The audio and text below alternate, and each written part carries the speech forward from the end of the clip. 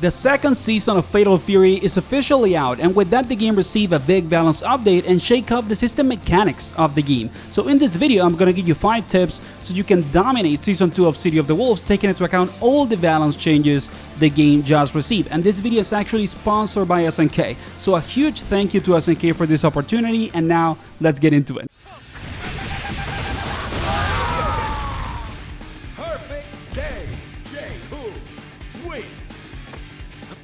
Okay, so the first thing that we have to talk about is gonna be wake up options. As you're seeing on the screen, I set up Terry to wake up roll, and on Season 1 you could not do that after EX moves, and now you can. So there's gonna be less situations in which there's gonna be hard knockdowns and real Oki. So you need to adapt all your combo routing to end with Red Blow, because Red Blow is gonna be the only consistent way to get hard knockdown out of combos and real Oki in the game. So adapt your combo routing and also take into account where you want to use SPG. It's going to be more important than ever to choose very wisely in which section of your life art you want to have access to SPG, because now it's not only about defense, about being able to answer about the other guy's Red Blow, but also it's going to give you consistent access to Oki that the other person is not going to have unless they grab you or they do supers, which are situations that can be much less common or rewarding than normal combos that end with Red Blow, because you need to use meter or give up the opportunity for pressure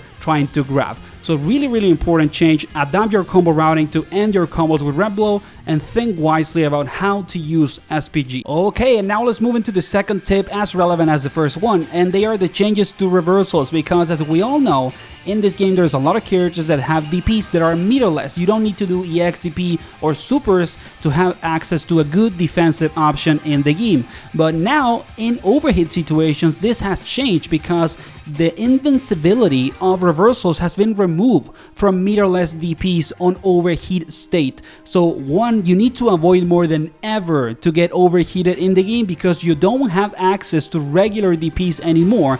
They are just you mashing, they don't work as an actual reversal.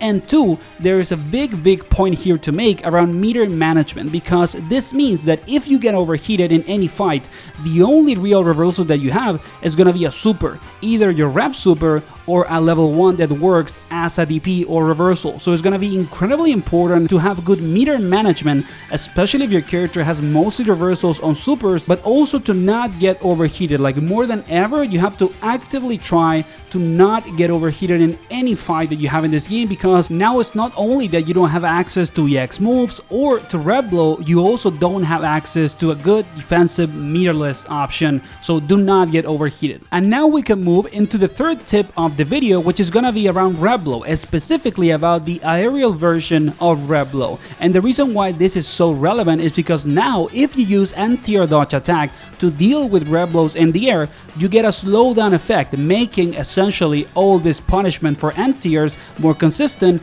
and the reward out of this in terms of damage can be very significant if you have the resources to do a big combo, because you can take somebody out of SPG right away. And like we said earlier, having access to SPG is more important than ever, because it gives you access to hard knockdowns on combos due to finishing your combos with Red Blow. So you have to be very careful about using Red Blow in the air. If your opponent is ready to use the anti-air dodge attack and they have resources to take you out of SPG, it's a big problem, much bigger than it was to not have SPG on Season 1. So do not throw your aerial Red Blow like nothing, be strategic about it, especially if we take into account that on a last round situation, like I said on the screen, you can basically get a 2-touch situation out of the first one being an anti-air dodge attack to a Red Blow in the air. So be careful, do not spam the Red Blow when you are jumping in. Hey, just in the case that you've been enjoying the content until now, find it useful or learn something new, please consider giving this video a like and subscribing to support the channel. And now let's continue with the Season 2 guide. And now we can continue with tip number 4, and this is something that actually affects multiple stuff in the game, but it's only one change, and it is that now any combo that is done after a DP break is gonna be more scaled than before. And why this is so important, because if you check the combo routes for your characters, I'm gonna use Kim Jae-hoon since he just came out, as an example, you're gonna see that there is some some situations in which it is better to do a more simple and like easier combo, and it's gonna do more damage than if you actually add the DP breaks in between. Now this, I don't know if it is a good change in the sense that I guess it could kind of like nerf combo creativity, because sometimes it's gonna be better to just do the simple quote-unquote combo, but it's not across the board either. Like it is, you know, nuanced, because for example, if you use the DP breaks, there is gonna be more damage in meterless combos than if you don't do them and things like that. So this requires a lot of laving. It requires you to check, you know, your combo routes and see the damage that you get if you try to optimize, you know, with and without DP breaks. And the other side of the game that this affects is end-tier situations, because you can actually get more damage out of combos with end-tier dodge attack than with actually DP breaks and then, you know, conversions out of it. But like I said, it requires laving to know the nuance about which situations are better for which options. And also I understand why they did this change, taking into account how easy it is to just play like an end-tier simulator in this game if you're actually, you know, willing to do that. So I can see why they changed the scaling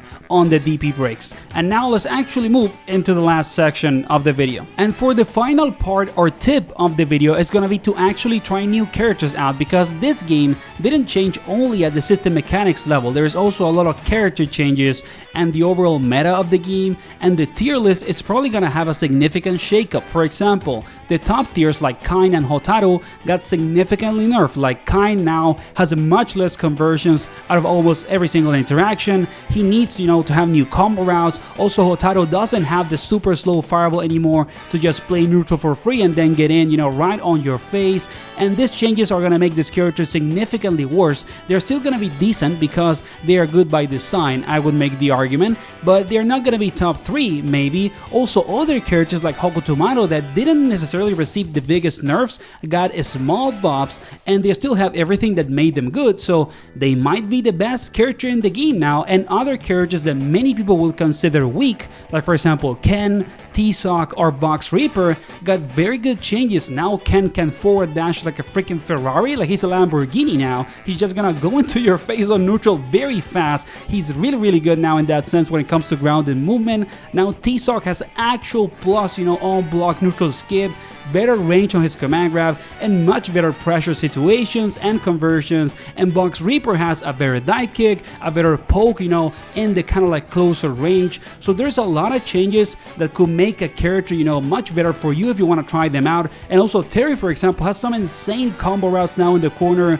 with the buff to, you know, his lengths, and also to the height of Buster Wolf as a super and things like that. So a lot of very exciting character changes, and now is the best time to try a new character if you want to. So that was the video, guys. I hope that it was useful and practical so you can get into Season 2 of Fatal Fury as soon as possible and have fun. If you want a more technical and deep breakdown of the patch, you know, one by one in terms of the changes, I would recommend you to check Rooflemonger's video. I'm going to leave the link into it in the description and in a pinned comment to support, you know, other content creators. Even though he's much bigger than me, he does a great job when it comes to doing a breakdown of patches, and that is kind of like the more technical side, and you can use this video for the more like gameplay side of stuff. So yeah, if you enjoyed the video, please consider giving it a like and subscribing to support the channel. And of course, thanks again to SNK for the sponsorship in this video, and keep enjoying Fatal Fury, guys. See you on the next one.